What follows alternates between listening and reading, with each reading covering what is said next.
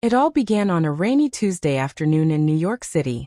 Emma Harper, a young architect with dreams bigger than her tiny Brooklyn apartment, was running late for an important client meeting.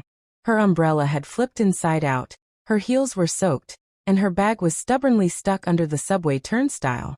Just when she thought the day couldn't get any worse, she collided, literally, with a man carrying a stack of papers that scattered across the wet pavement.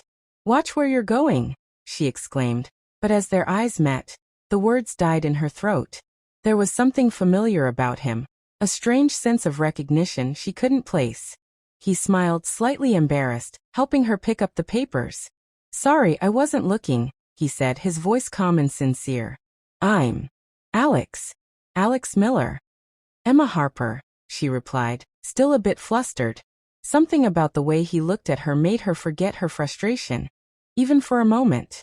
That accidental encounter seemed insignificant at the time, just a brief interruption in their busy lives. But destiny, it seemed, had other plans. Over the next few weeks, Emma and Alex kept running into each other in the city. At a coffee shop, at a bookstore, even once at the same street corner waiting for the light to change. Every meeting, though unplanned, felt intentional. They began sharing small conversations that turned into long discussions about their dreams, fears, and everything in between. Emma found herself laughing more freely than she had in years, and Alex felt a calm he didn't know he was missing. But life wasn't going to let them have an easy love story. Emma's career was taking off. She had been offered a major project in Chicago. Moving meant leaving everything familiar behind, including Alex, who had just started a nonprofit focused on helping homeless youth in New York. Neither wanted to hold the other back, yet the thought of separation weighed heavily on both of them. One evening, sitting on the steps of a quiet Brooklyn park, Emma finally voiced what they had both been avoiding. "Alex, maybe this, whatever we have, it's not meant to be. I have to go to Chicago. You have your life here." Alex held her hands, feeling the weight of her words. "Emma, I don't know if I can imagine a life without you in it. Maybe we didn't choose each other, but maybe that's the point. Some things are bigger than choices.